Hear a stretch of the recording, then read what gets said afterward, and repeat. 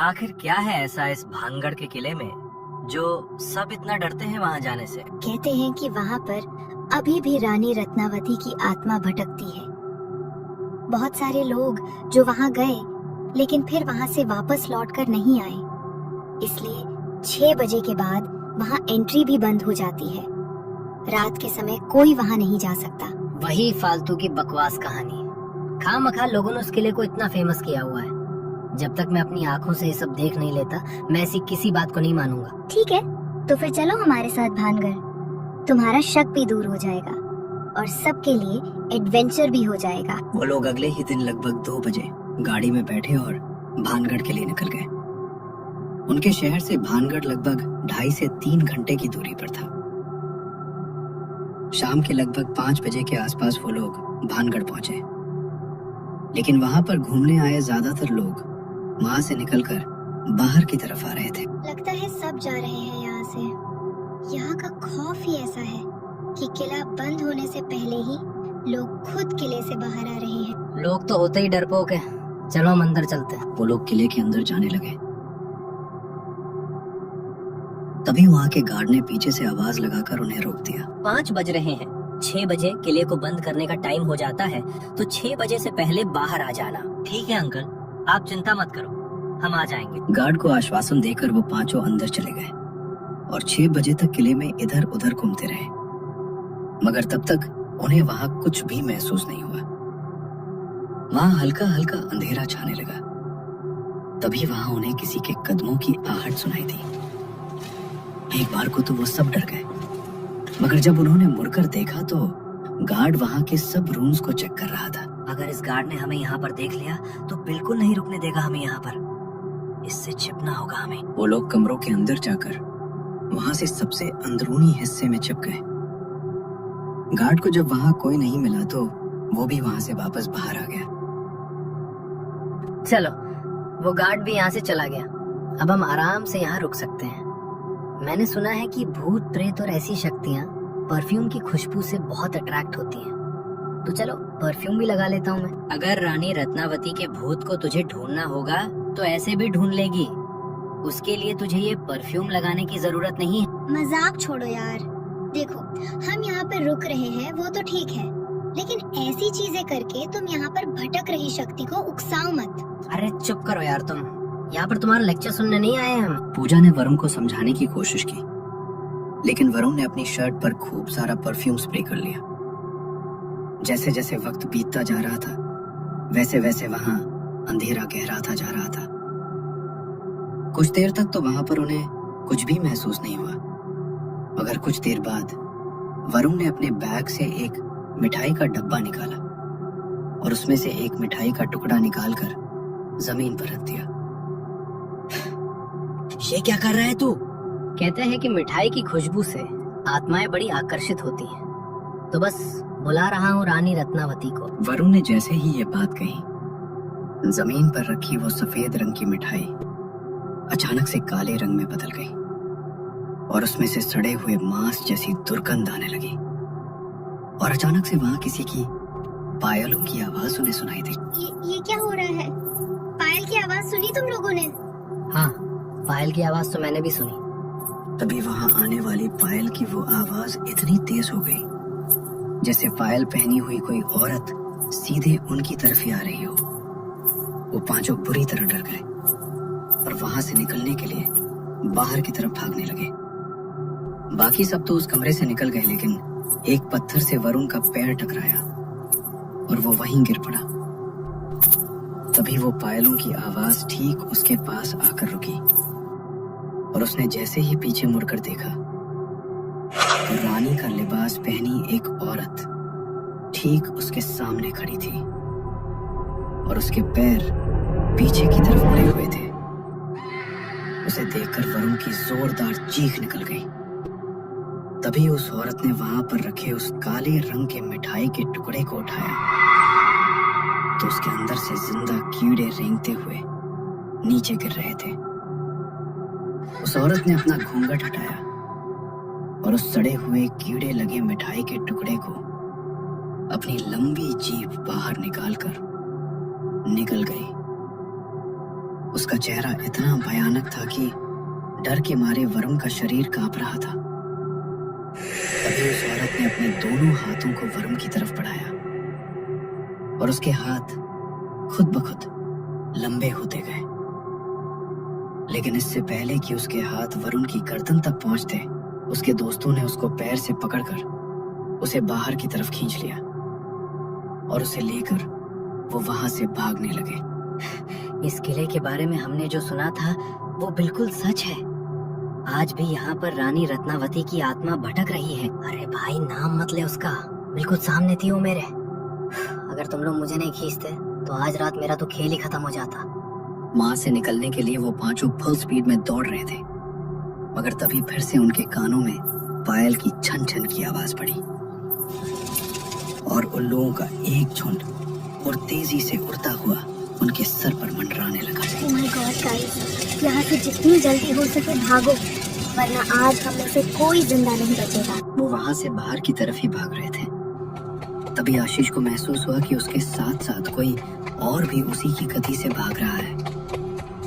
उसने मुड़कर देखा तो वही आत्मा जिसके पैर हवा में लहरा रहे थे उसके साथ साथ आगे बढ़ रही थी। तभी उसने अपने कंधे पैने नाखून से आशीष की गर्दन को पकड़ा और अपने नाखूनों से उसकी गर्दन पर एक गहरी खरोंच मार दी और संतुलन बिगड़ने की वजह से आशीष सीढ़ियों से नीचे गिर पड़ा। उसके पैर में चोट लगी, लेकिन अभी उसके पास इतना समय नहीं था कि वो अपनी चोट के दर्द पर ध्यान दे। वो उठा और सीधा नीचे की तरफ दौड़ गया। उसके बाकी सभी दोस्त नीचे पहुंच चुके थे। उन्होंने जल्दी से आशीष को लिया और दरवाजे से बाहर निकल गए। दरवाजे के बाहर खड़ा नाइट ड्यूटी करने वाला गार्ड उन्हें देखकर बुरी तरह घबरा गया। कौन हो तुम लोग? और इतनी रात को तुम सब इस किले के अंदर क्या कर रहे थे? गलती हो गई हमसे जो यहाँ पर आए हम लोग। उन लोगों ने गार्ड को पूरी बात बताई तो उनकी बात सुनकर वो गार्ड भी बुरी तरह घबरा गया। पता नहीं तुम जैसे नौजवानों को इन चीजों को चुनौती देने में क्या मजा आता है। किस्मत अच्छी थी तुम लोगों की जो जान बच गई तुम्हारी, वरना रात के समय अंदर जाने वाले किसी इंसान को वो आत्मा जिंदा नहीं छोड़ती। लेकिन एक बात का ध्यान रखना, तुम भले ही किले से बाहर आ गए हो, लेकिन वो आत्मा तुम्हें जिंदा छोड़कर चैन से नहीं बैठेगी। हो सकता है तुम्हें मारने के लिए वो किसी छलावे का रूप लेकर तुम्हें छलने की कोशिश करे, या तुम में से ही कोई छलावा बन गया हो। क्या? अरे भाई, इस तरह डराओ मत हमें, हम पहले ही बहुत घबराए हुए हैं। आशीष, तुम जल्दी से गाड़ी शुरू करो, निकलते हैं यहाँ से। वो सब जल्दी से अपनी गाड़ी में बैठे और वहां से निकल गए। आशीष फुल स्पीड में गाड़ी भगा रहा था, तभी सामने उसे कैलाश बड़ी ही भयानक हालत में बाहर रोड पर दिखाई दिया और अचानक से आशीष ने गाड़ी के ब्रेक लगा दिए। क्या हुआ? गाड़ी क्यों रोक दी तूने? कहीं हमारी गाड़ी खराब तो नहीं हो गई? नहीं, गाड़ी खराब नहीं हुई है पूजा।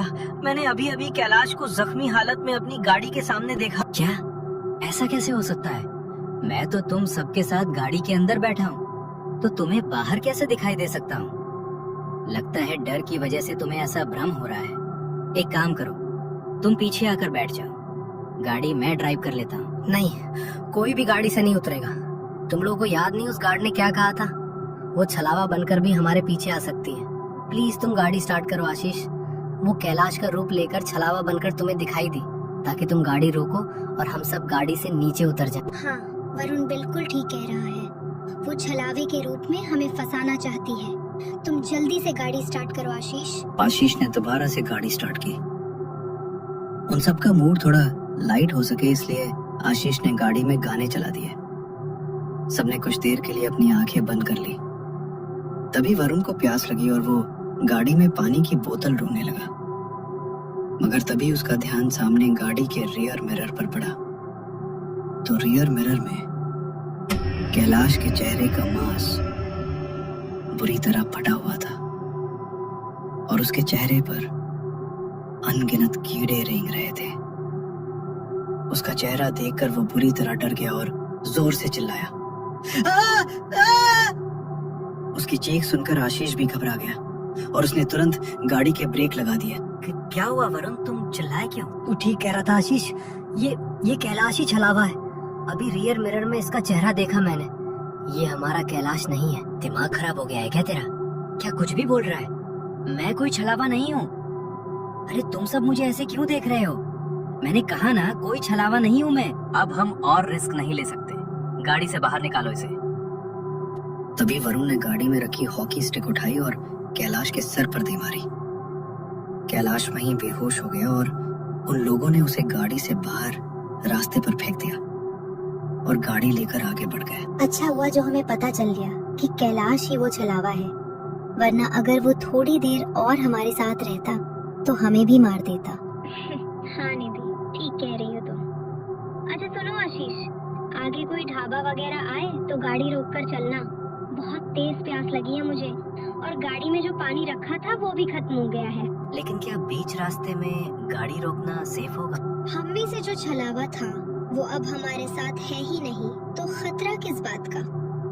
तुम चिंता मत करो, कुछ नहीं होगा। मैं बस पानी की बोतल लेकर वापस गाड़ी में आ जाऊंगी। थोड़ी दूरी पर उन्हें एक ढाबा दिखाई दिया और आशीष ने वहां पर गाड़ी रोक दी।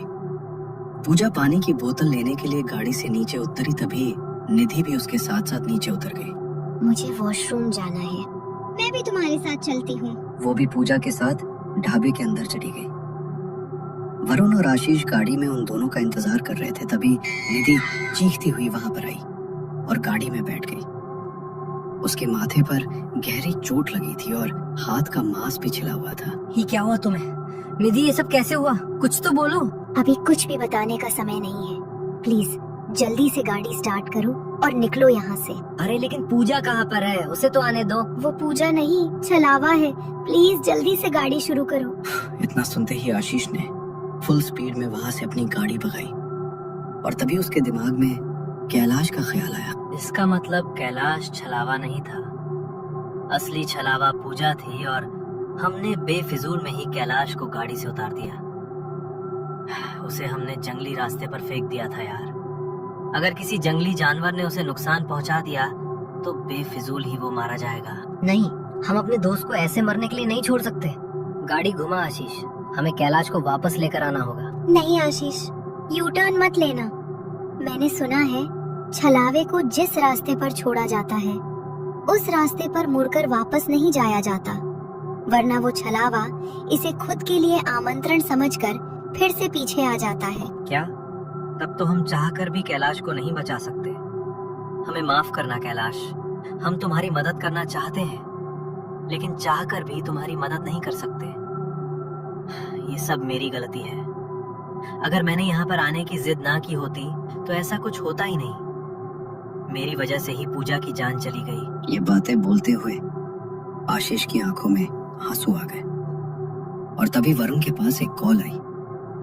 वरुण ने वो कॉल उठाई तो सामने से आने वाली आवाज को सुनकर उसके होश फाख्ता हो गए, क्योंकि फोन के उस तरफ से आवाज किसी और की नहीं बल्कि निधि की थी। इसका मतलब छलावा पूजा नहीं, निधि है। क्या? इससे पहले कि वो दोनों कुछ भी कर पाते, निधि ने आशीष के हाथ को मोड़ दिया। उसके हाथ से स्टीयरिंग की पकड़ छूट गई और गाड़ी सामने सीधी खाई में जाकर गिरी। अगली सुबह जब पुलिस को खाई में उनकी गाड़ी मिली तो उनके फोन से उन्हें कैलाश और निधि का कांटेक्ट मिला। कैलाश को एक राह चलते आदमी ने हॉस्पिटल में एडमिट करा दिया था और निधि वहां से सीधा कैब करके अपने घर के लिए निकल रही थी। 2 दिन बाद उन दोनों को जब इन्वेस्टिगेशन के लिए पुलिस स्टेशन बुलाया गया तो निधि ने बताया कि उस रात वो किले के अंदर ही बेहोश हो गई थी और जब उसे होश आया तो वो सीधे बाहरी तरफ भागी। उसे गार्ड ने सब बताया। उसका फोन गिरकर टूट चुका था, इसलिए उसने गार्ड के फोन से वरुण को कॉल की और कैलाश को छलावे ने इसलिए गाड़ी से बाहर निकलवाया क्योंकि कैलाश ने अपने गले में रुद्राक्ष पहना था और वो उसके रहते किसी को मार नहीं सकती थी। बस निधि और कैलाश ही थे जो उस रात भानगढ़ की उस ट्रिप से जिंदा वापस लौट कर आ पाए थे। अब इसे महज इत्तेफाक कहो या भगवान का आशीर्वाद, लेकिन वो दोनों किस्मत वाले थे जो उस रात जिंदा बच गए।